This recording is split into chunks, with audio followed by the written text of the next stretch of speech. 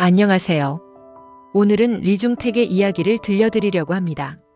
리중택은 1985년 엘리트 가문의 장남으로 태어났습니다. 아버지 리성호는 조선노동당 중앙위원회 부부장이었고 할아버지는 혁명 유공자였습니다. 특권층 자제로 대학에 진학했고 아버지의 영향력으로 안전한 직장에 배치되어 호화로운 생활을 했습니다. 그런데 2013년 28살이 되던 해 아버지의 명령으로 보위부 고문관 역할을 해야 했습니다. 이 이야기는 양심에 대한 이야기예요. 2013년 봄 어느 날 아버지의 집무실 문을 두드렸습니다. 손이 떨렸어요. 들어오라. 문을 열고 들어갔어요. 아버지 앞에 섰을 때 손이 떨렸습니다. 10살 때였어요. 아버지가 처음으로 때렸습니다. 학교에서 싸움을 했다는 이유였어요. 가문의 명예를 지켜야 한다고 말씀하시면서요. 그 이후로 아버지 앞에서는 항상 떨렸습니다.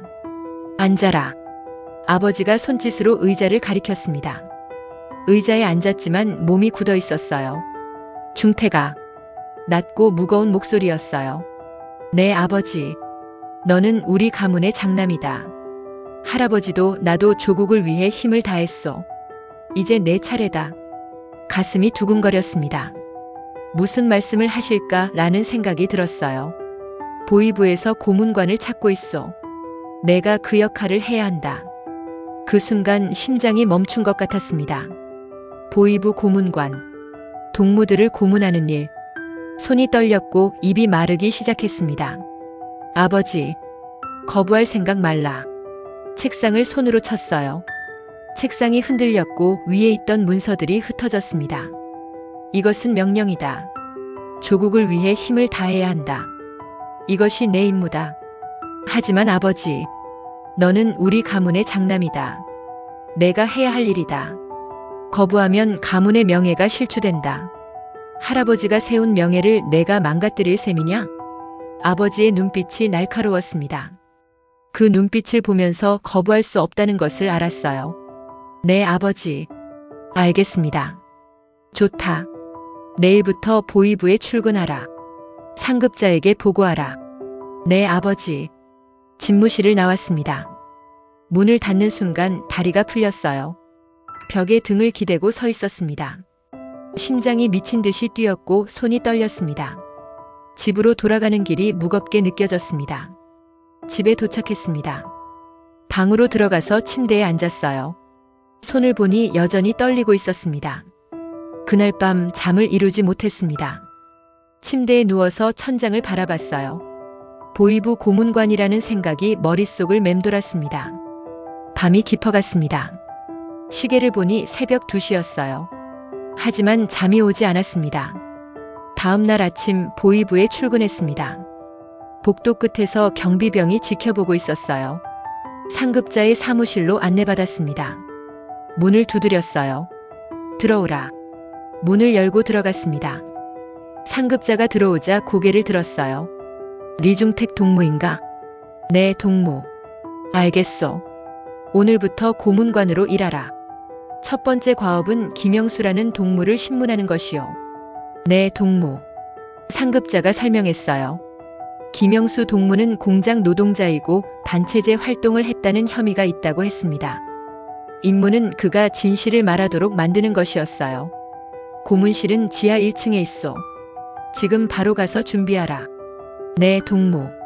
상급자의 사무실을 나왔습니다. 지하 1층으로 내려갔어요. 고문실 문을 열었어요. 벽에 걸린 도구들을 보는 순간 손이 떨렸습니다. 1시간 후 문 밖에서 발소리가 들렸습니다. 문이 열렸고 경비병이 한 사람을 데리고 들어왔어요. 그 사람이 김영수 동무였습니다. 김영수 동무를 보는 순간 손이 떨렸어요. 평범한 사람처럼 보였습니다. 앉아라. 목소리가 떨렸지만 명령하는 톤으로 말했습니다. 김영수 동무는 의자에 앉았어요. 이름과 직업을 물었어요. 김영수 공장 노동자라고 대답했는데 목소리가 떨렸지만 진심이 느껴졌습니다. 그가 거짓말을 하고 있는 것 같지 않았어요. 반체제 활동을 했다는 혐의가 있어. 자백하라. 동무, 저는 죄가 없습니다. 저는 조국을 사랑합니다. 눈빛이 진심이었어요. 그 눈빛을 보면서 이 사람이 정말 죄가 있는 사람인지 의문이 들었습니다.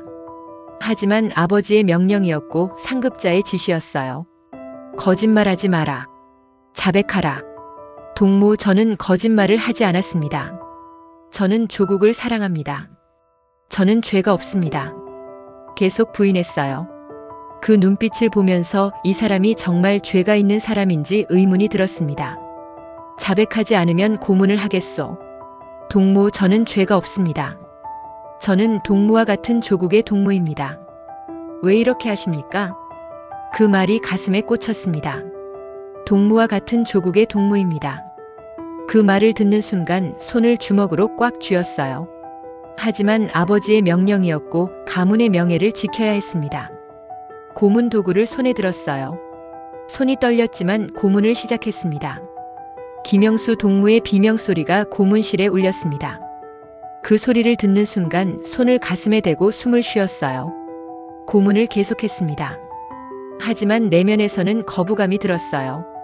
1시간 후 고문을 중단했습니다. 김영수 동무는 의자에 쓰러져 있었고 몸은 상처투성이었어요.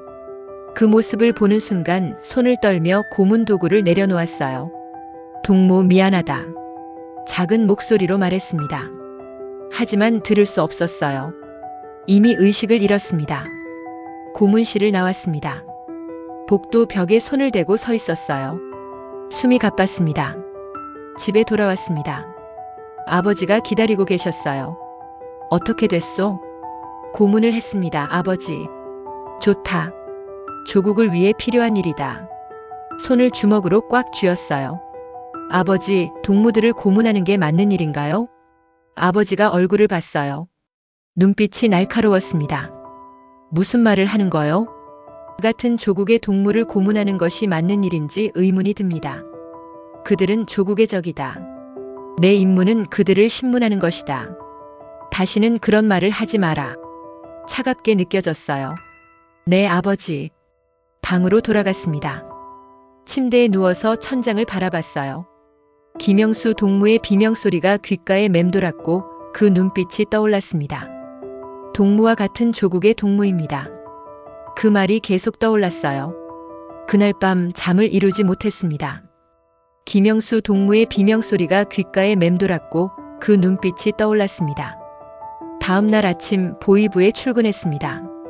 상급자가 또 다른 고문 대상을 알려줬어요. 이번에는 다른 동무였습니다. 고문실로 들어갔습니다.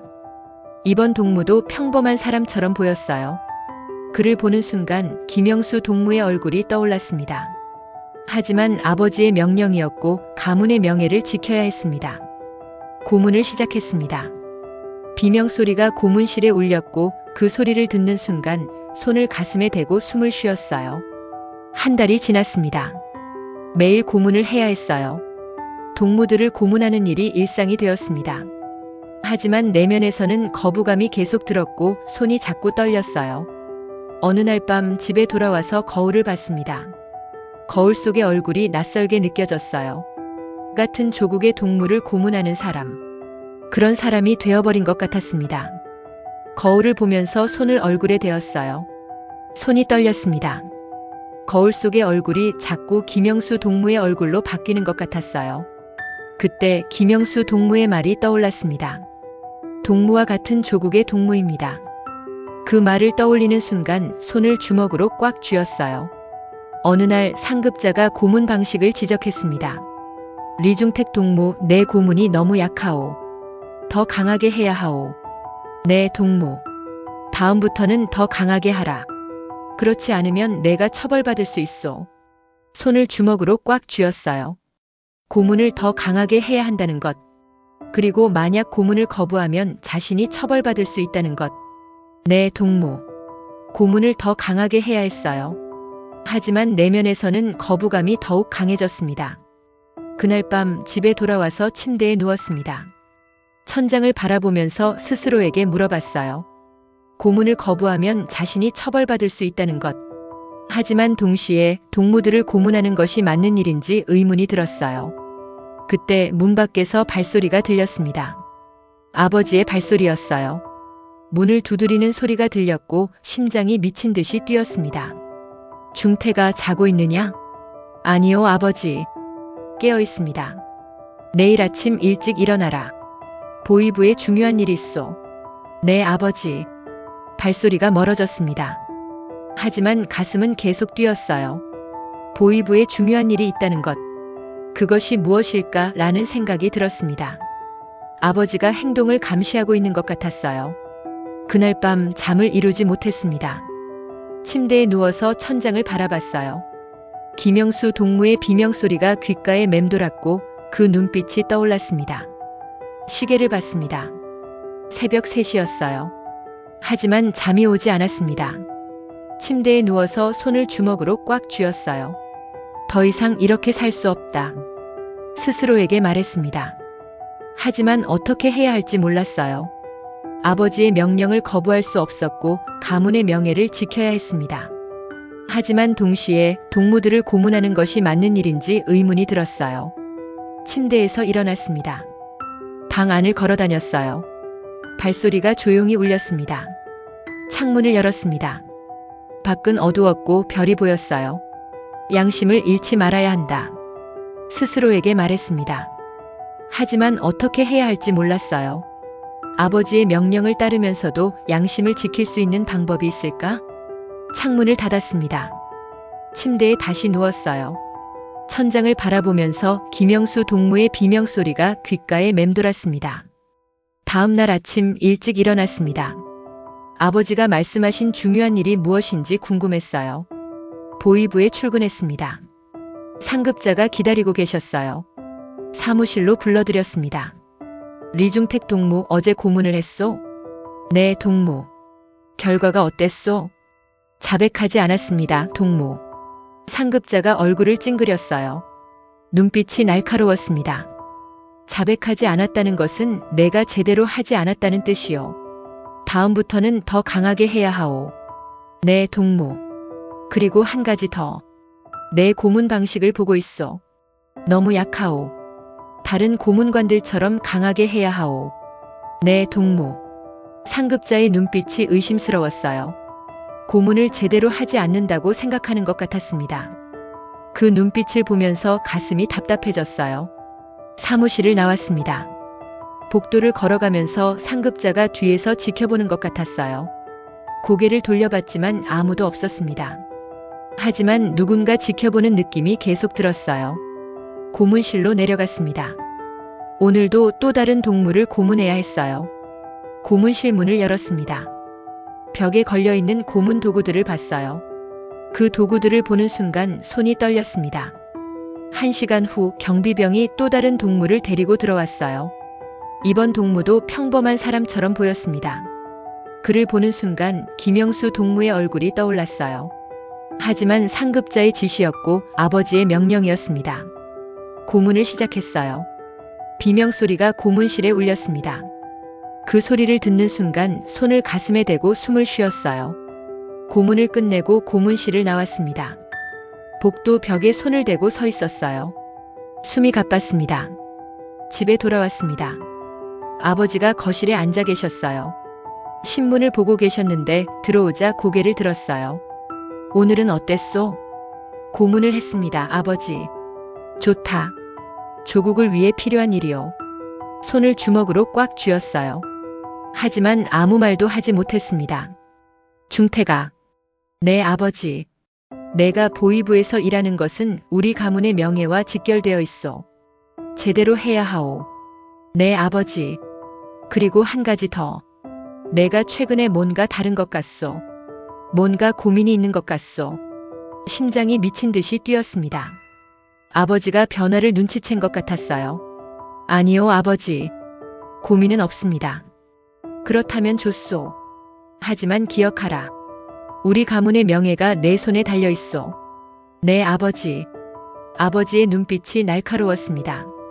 그 눈빛을 보면서 아버지가 행동을 감시하고 있다는 것을 확실히 알았어요. 방으로 돌아갔습니다. 침대에 누워서 천장을 바라봤어요. 아버지의 말씀이 귓가에 맴돌았습니다. 내가 최근에 뭔가 다른 것 같소. 그 말이 계속 떠올랐어요. 그날 밤 잠을 이루지 못했습니다. 김영수 동무의 비명소리가 귓가에 맴돌았고 그 눈빛이 떠올랐습니다. 동무와 같은 조국의 동무입니다. 그 말이 계속 떠올랐어요. 상급자가 지켜보고 있다는 느낌도 들었고 아버지가 감시하고 있다는 느낌도 들었어요. 누군가 지켜보고 있다는 압박감이 가슴을 짓눌렀습니다. 더 이상 이렇게 살 수 없다. 스스로에게 말했습니다. 하지만 어떻게 해야 할지 몰랐어요. 아버지의 명령을 거부할 수 없었고 가문의 명예를 지켜야 했습니다. 하지만 동시에 동무들을 고문하는 것이 맞는 일인지 의문이 들었어요. 양심을 잃지 말아야 한다. 스스로에게 말했습니다. 하지만 어떻게 해야 할지 몰랐어요. 아버지의 명령을 따르면서도 양심을 지킬 수 있는 방법이 있을까? 한 달이 지났습니다. 매일 고문을 해야 했어요. 동무들을 고문하는 일. 그것이 일상이 되었습니다. 하지만 내면에서는 거부감이 계속 들었고 손이 자꾸 떨렸어요.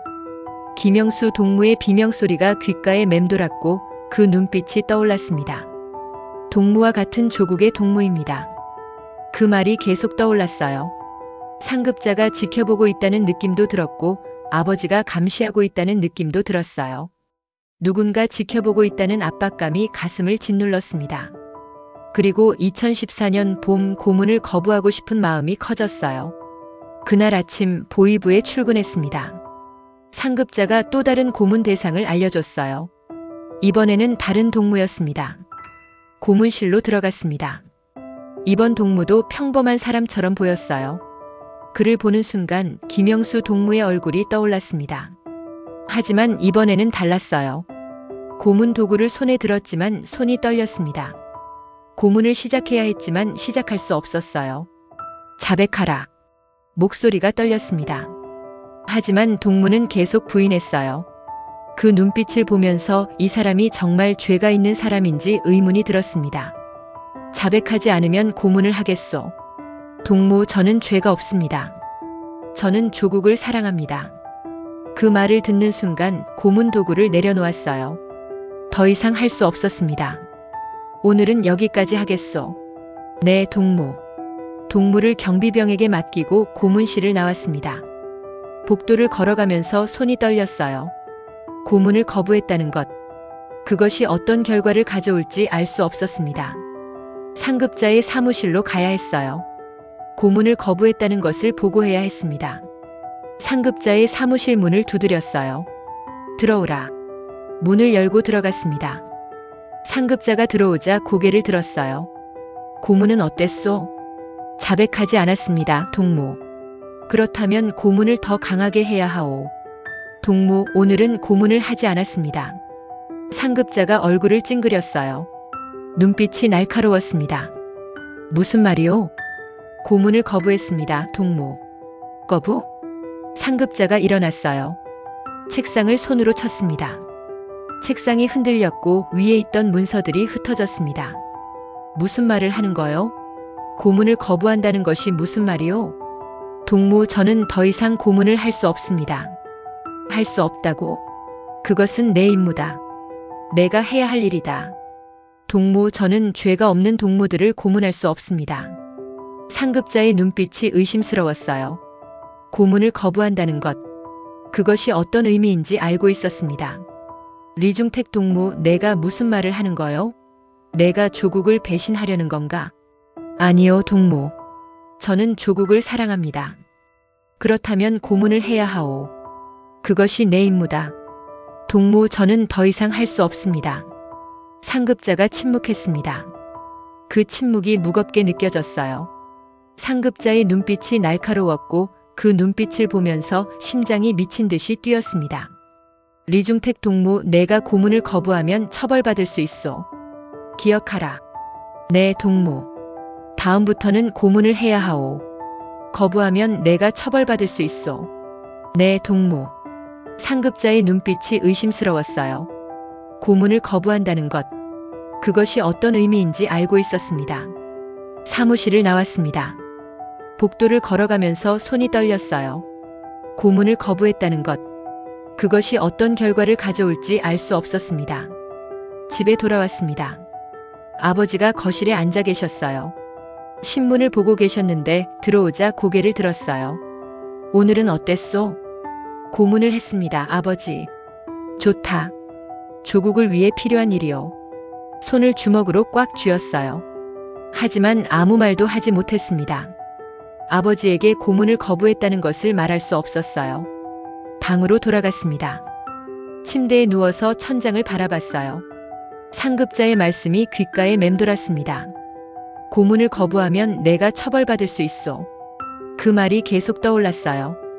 그날 밤 잠을 이루지 못했습니다. 고문을 거부했다는 것, 그것이 어떤 결과를 가져올지 알 수 없었습니다. 다음 날 아침 보위부에 출근했습니다. 상급자가 기다리고 계셨어요. 리중택 동무, 오늘은 고문을 해야 하오. 네, 동무. 그리고 한 가지 더. 내가 어제 고문을 거부했다는 것을 알고 있어. 다시는 그런 일이 없도록 하라. 네, 동무. 상급자의 눈빛이 의심스러웠어요. 고문을 거부한다는 것, 그것이 어떤 의미인지 알고 있었습니다. 고문실로 내려갔습니다. 오늘도 또 다른 동무를 고문해야 했어요. 고문실 문을 열었습니다. 벽에 걸려있는 고문 도구들을 봤어요. 그 도구들을 보는 순간 손이 떨렸습니다.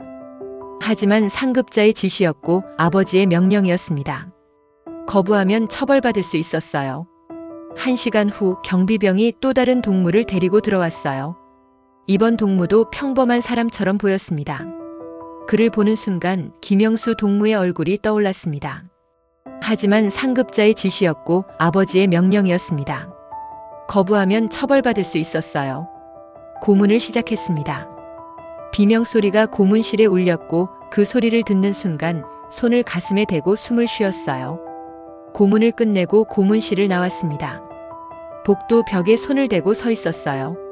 숨이 가빴습니다. 복도 끝에서 발소리가 들렸어요. 고개를 돌려봤습니다. 상급자가 서 있었습니다. 그가 지켜보고 있었어요. 그 눈빛을 보는 순간 심장이 미친 듯이 뛰었습니다. 리중택 동무. 네, 동무. 고문을 제대로 하고 있소? 네, 동무. 그렇다면 좋소. 하지만 기억하라.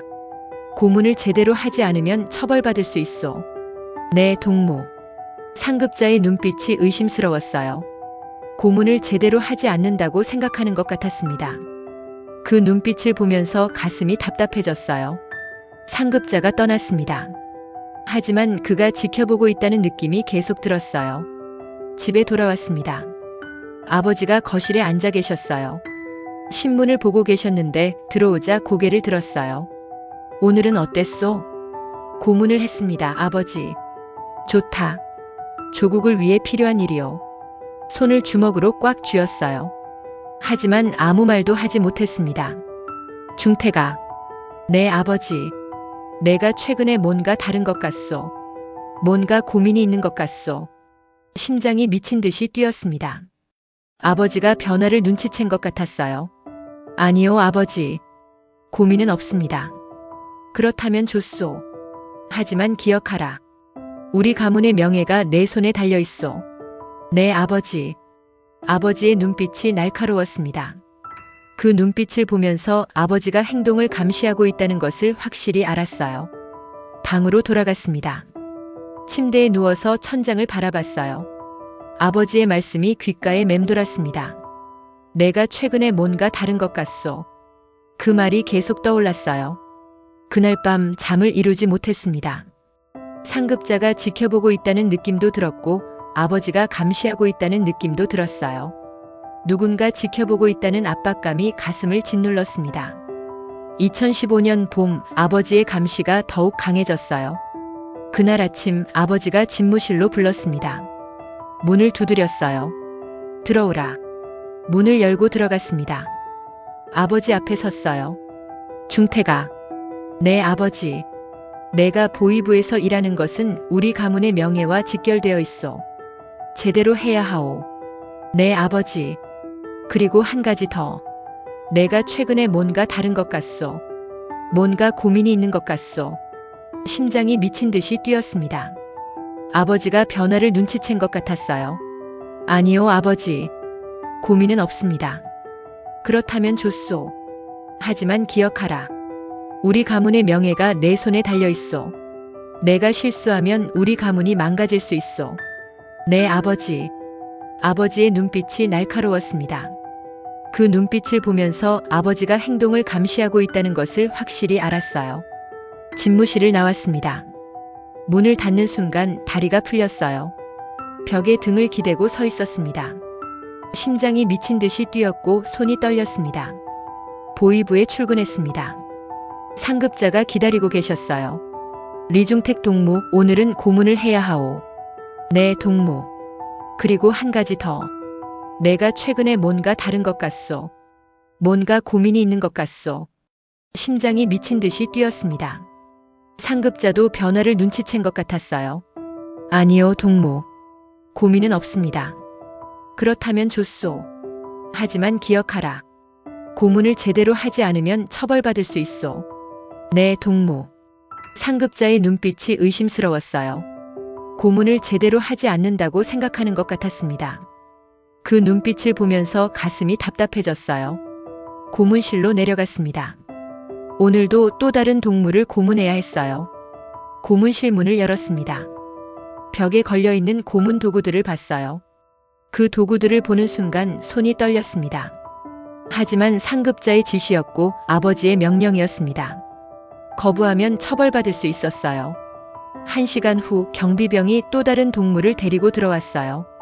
이번 동무도 평범한 사람처럼 보였습니다. 그를 보는 순간 김영수 동무의 얼굴이 떠올랐습니다. 하지만 상급자의 지시였고 아버지의 명령이었습니다. 거부하면 처벌받을 수 있었어요. 고문을 시작했습니다. 비명소리가 고문실에 울렸고 그 소리를 듣는 순간 손을 가슴에 대고 숨을 쉬었어요. 고문을 끝내고 고문실을 나왔습니다. 복도 벽에 손을 대고 서 있었어요. 숨이 가빴습니다. 집에 돌아왔습니다. 아버지가 거실에 앉아 계셨어요. 신문을 보고 계셨는데 들어오자 고개를 들었어요. 오늘은 어땠소? 고문을 했습니다, 아버지. 좋다. 조국을 위해 필요한 일이요. 손을 주먹으로 꽉 쥐었어요. 하지만 아무 말도 하지 못했습니다. 방으로 돌아갔습니다. 침대에 누워서 천장을 바라봤어요. 아버지의 말씀이 귓가에 맴돌았습니다. 내가 실수하면 우리 가문이 망가질 수 있어. 그 말이 계속 떠올랐어요. 그날 밤 잠을 이루지 못했습니다. 상급자가 지켜보고 있다는 느낌도 들었고 아버지가 감시하고 있다는 느낌도 들었어요. 누군가 지켜보고 있다는 압박감이 가슴을 짓눌렀습니다. 2016년 겨울, 어린 시절 친구를 고문해야 하는 순간이 왔어요. 그날 아침 보이부에 출근했습니다. 상급자가 고문 대상을 알려줬어요. 오늘은 박민수라는 동무를 신문해야 하오. 네, 동무. 박민수 동무는 농장 노동자이고 반체제 활동을 했다는 혐의가 있어. 네, 동무. 상급자가 설명했어요. 박민수 동무는 공장 노동자이고 반체제 활동을 했다는 혐의가 있다고 했습니다. 임무는 그가 진실을 말하도록 만드는 것이었어요. 고문실은 지하 1층에 있어. 지금 바로 가서 준비하라. 네, 동무. 상급자의 사무실을 나왔습니다. 지하 1층으로 내려갔어요. 고문실 문을 열었습니다. 벽에 걸린 고문 도구들을 보는 순간 손이 떨렸어요. 1시간 후 문 밖에서 발소리가 들렸습니다. 문이 열렸고 경비병이 한 사람을 데리고 들어왔어요. 그 사람이 박민수 동무였습니다. 박민수 동무를 보는 순간 심장이 멈춘 것 같았습니다. 그 얼굴이 낯설지 않았어요. 어린 시절 함께 놀았던 친구였습니다. 중태가? 박민수 동무가 이름을 불렀어요. 그 목소리를 듣는 순간 손이 떨렸습니다. 중태가 너였구나. 나를 고문하는 게 너였구나. 그 말을 듣는 순간 손을 가슴에 대고 숨을 쉬었어요. 어린 시절 친구를 고문해야 한다는 것. 그것이 어떤 의미인지 알 수 없었습니다. 민수야. 중태가 나는 죄가 없어. 나는 조국을 사랑해. 하지만 너는 나를 고문해야 해. 그 말을 듣는 순간 손을 주먹으로 꽉 쥐었어요. 어린 시절 친구를 고문해야 한다는 것. 그것이 어떤 의미인지 알 수 없었습니다. 민수야, 미안해. 괜찮아, 중태가. 너도 할 수 없었을 거야. 하지만 나는 너를 원망하지 않아. 그 말을 듣는 순간 눈물이 나왔어요. 어린 시절 친구를 고문해야 한다는 것. 그것이 어떤 의미인지 알 수 없었습니다. 하지만 상급자의 지시였고 아버지의 명령이었습니다. 거부하면 처벌받을 수 있었어요. 고문 도구를 손에 들었어요.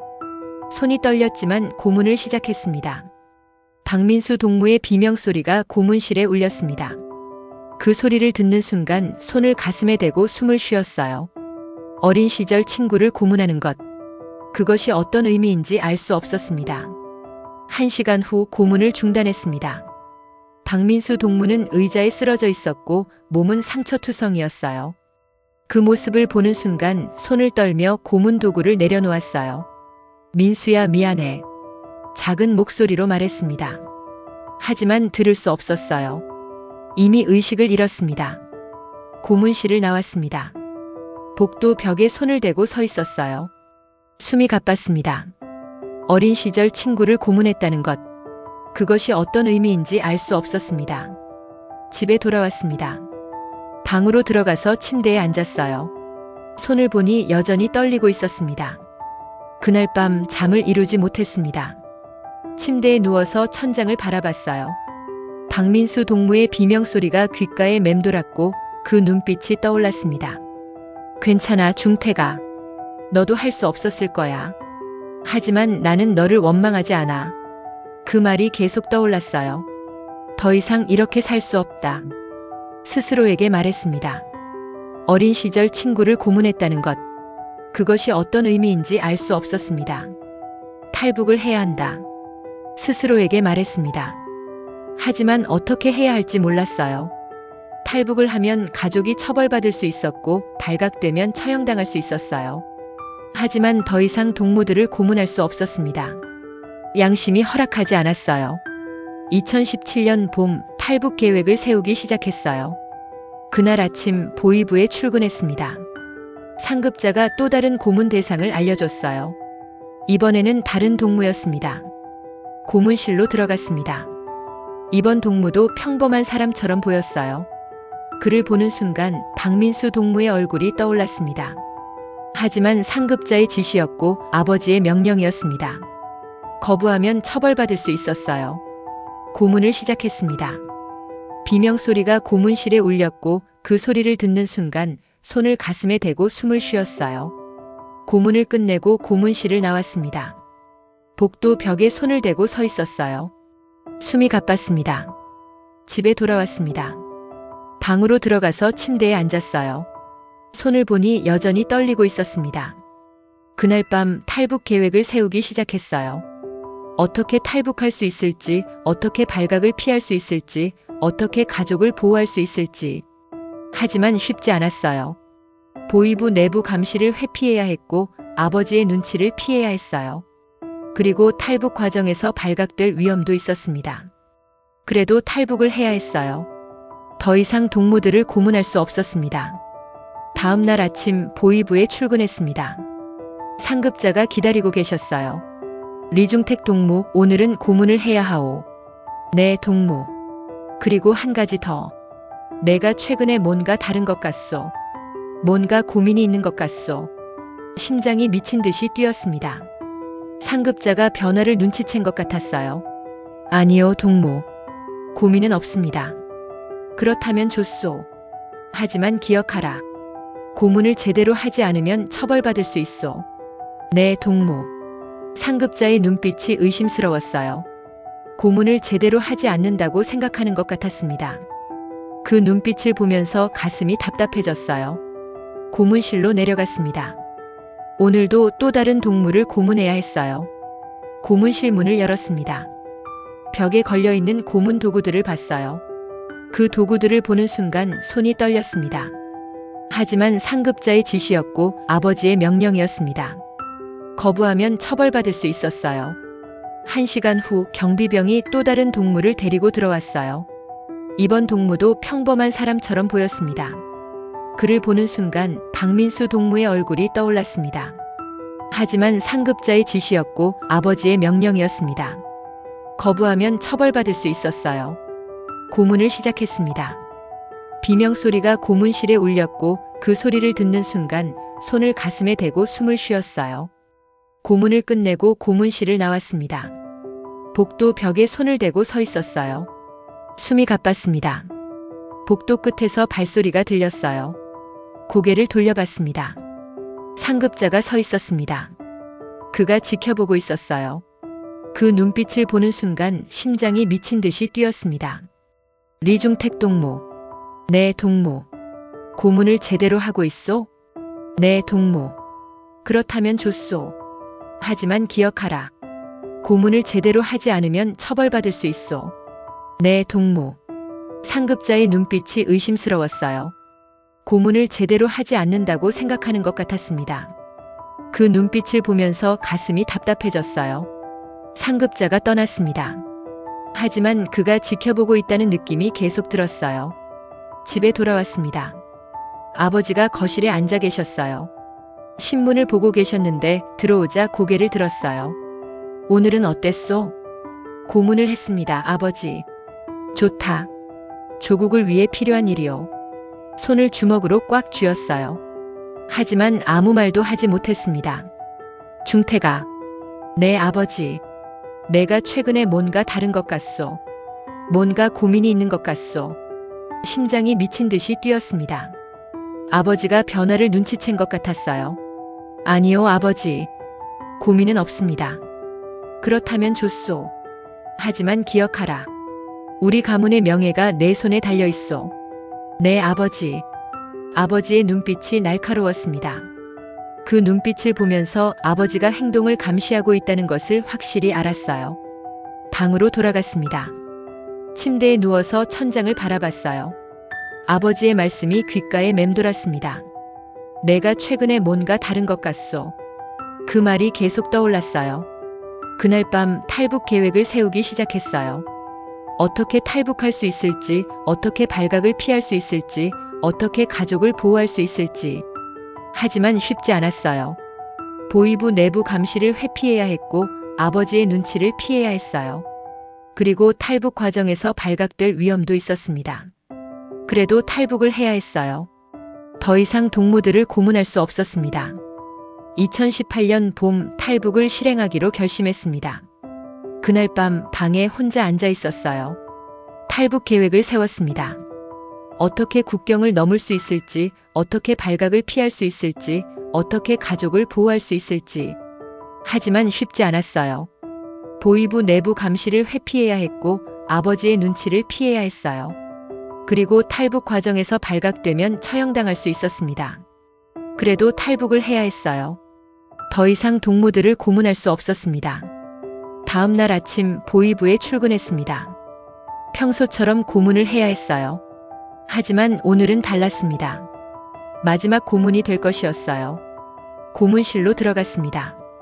벽에 걸려있는 고문 도구들을 봤어요. 그 도구들을 보는 순간 손이 떨렸습니다.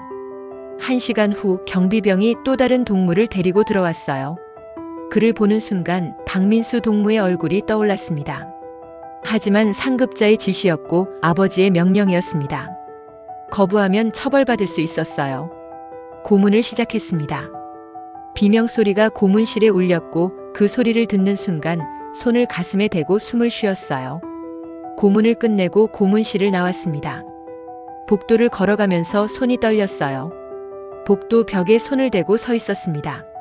숨이 가빴고 손을 가슴에 대고 숨을 쉬었어요. 이제 마지막이었어요. 더 이상 고문을 할 수 없었습니다. 그날 밤 집에 돌아왔습니다. 방으로 들어가서 침대에 앉았어요. 손을 보니 여전히 떨리고 있었습니다. 2018년 여름 탈북을 실행했습니다. 그날 밤 집을 나섰어요. 아무도 모르게. 아버지도 어머니도 동생도 모르게. 작은 가방 하나만 들고 나왔어요. 필요한 것들만 챙겼습니다. 가족에게 편지를 남기지 않았어요. 발각될 위험이 있었기 때문입니다. 국경을 향해 걸어갔어요. 발소리를 최대한 조용히 내면서 누군가 지켜보고 있을 수 있었어요. 밤이 깊어갔습니다.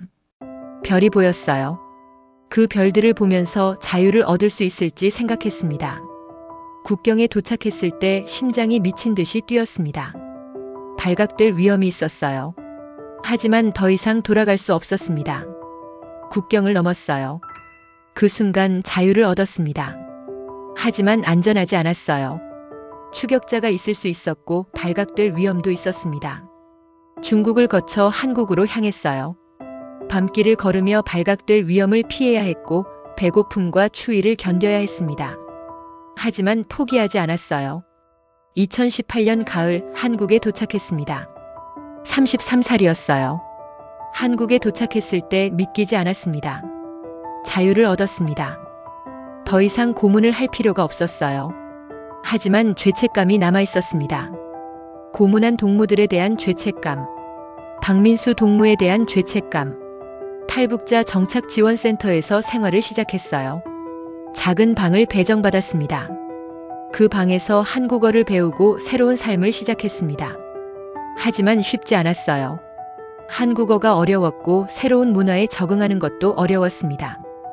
2019년 봄 한국어를 배우기 시작했어요. 매일 아침 6시에 일어나서 한국어 교재를 펼쳤습니다. 처음에는 습니다와 스니까가의 차이를 이해하지 못했어요. 저는 리중택입니다. 이 문장을 외우는데 30분이 걸렸어요. 발음도 어려웠고 문법도 어려웠습니다. 하지만 포기하지 않았습니다. 매일 공부했어요. 한 달 후 간단한 인사말을 할 수 있게 되었어요. 안녕하세요, 감사합니다, 죄송합니다. 이 세 마디를 외우는데 한 달이 걸렸습니다. 2019년 여름 한국어를 조금씩 배우기 시작했어요. 일상 대화는 할 수 있게 되었습니다. 하지만 여전히 어려웠어요. 직장을 구하는 것도 어려웠고 새로운 문화에 적응하는 것도 어려웠습니다. 탈북자 정착지원센터에서 직장을 구하는데 도움을 받았어요. 하지만 면접에서 한국어를 제대로 하지 못해서 떨어졌습니다. 첫 면접에서 떨어졌을 때 좌절감이 컸어요. 하지만 포기하지 않았습니다. 2019년 가을 두 번째 면접을 봤어요. 이번에도 떨어졌습니다. 세 번째 면접, 네 번째 면접, 다섯 번째 면접. 모두 떨어졌어요. 하지만 포기하지 않았습니다. 매일 한국어를 공부했고 면접 준비를 했어요. 2020년 봄 여섯 번째 면접을 봤어요. 이번에는 합격했습니다. 공장에서 일을 시작했어요. 첫날 공장장이 말했어요. 열심히 일하면 됩니다. 자유롭게 일할 수 있어요. 그 말을 듣는 순간 눈물이 나왔어요. 자유롭게 일할 수 있다는 것. 더 이상 고문을 할 필요가 없다는 것. 공장에서 일하는 것은 힘들었지만 자유롭게 일할 수 있다는 것이 좋았어요. 하지만 죄책감이 남아 있었습니다. 고문한 동무들에 대한 죄책감. 박민수 동무에 대한 죄책감. 공장에서 일하면서 한국어를 더 배웠어요. 동료들이 도와줬습니다. 한국어를 가르쳐주고 문화를 설명해줬어요. 하지만 여전히 어려웠어요. 한국어가 완벽하지 않았고 새로운 문화에 완전히 적응하지는 못했습니다. 첫 월급을 받았을 때 믿기지 않았습니다. 자유롭게 일해서 돈을 받는다는 것. 그 돈으로 작은 아파트를 구할 수 있을 만큼 모았어요. 2021년 봄 상담을 받기 시작했어요. 탈북자 정착지원센터에서 상담사를 만났습니다. 상담사는 말했어요. 과거를 바꿀 수는 없지만 미래를 바꿀 수 있습니다. 그 말을 듣는 순간 눈물이 나왔어요. 과거를 바꿀 수는 없지만 미래를 바꿀 수 있다는 것. 상담을 받으면서 죄책감을 조금씩 풀어나갔어요. 하지만 완전히 사라지지는 않았습니다. 상담사는 말했어요. 당신은 선택권이 없었습니다. 하지만 지금은 선택권이 있어요. 그 말을 듣는 순간 가슴이 아팠어요. 선택권이 없었다는 것. 하지만 지금은 선택권이 있다는 것. 2021년 여름 상담을 계속 받았어요. 상담사는 말했어요. 과거를 용서하는 것은 어렵지만 자신을 용서하는 것은 더 어렵습니다. 그 말을 듣는 순간 눈물이 나왔어요. 자신을 용서하는 것이 더 어렵다는 것. 상담을 받으면서 자신을 용서하는 방법을 배우기 시작했어요. 하지만 완전히 용서하지는 못했습니다.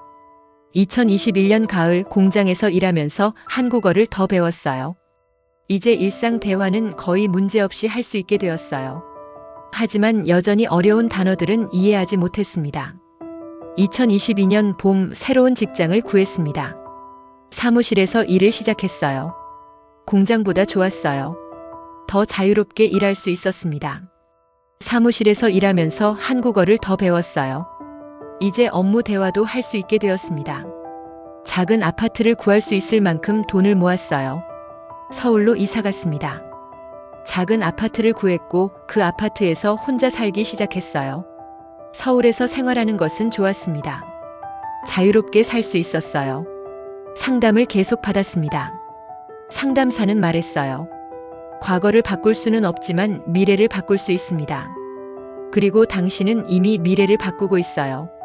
그 말을 듣는 순간 눈물이 나왔어요. 이미 미래를 바꾸고 있다는 것. 사무실에서 일하면서 한국어를 더 배웠습니다. 이제 거의 모든 대화를 할 수 있게 되었고 어려운 단어들도 조금씩 이해하기 시작했어요. 상담사는 또 말했어요. 과거를 용서하는 것은 어렵지만 자신을 용서하는 것은 더 어렵습니다. 하지만 당신은 이미 용서를 시작하고 있어요.